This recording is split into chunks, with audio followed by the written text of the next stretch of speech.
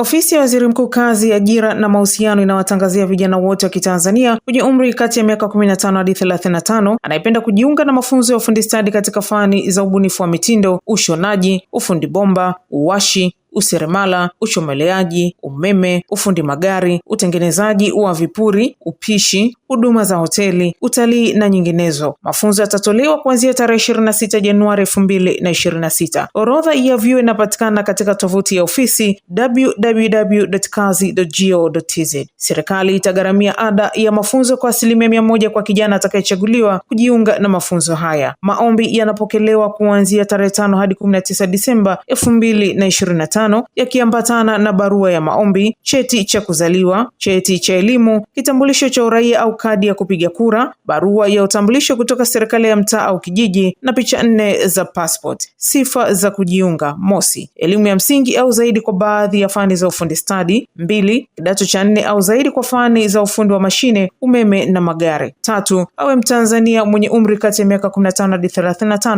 na mwenye afya njema; 4, vijana wenye ulemavu wanapewa kipaumbele. Watakaokidhi vigezo pekee ndio watakaopangiwa mafunzo. Tangazo hili limetolewa na kitengo cha mawasiliano serikalini, ofisi ya Waziri Mkuu Kazi, Ajira na Mahusiano.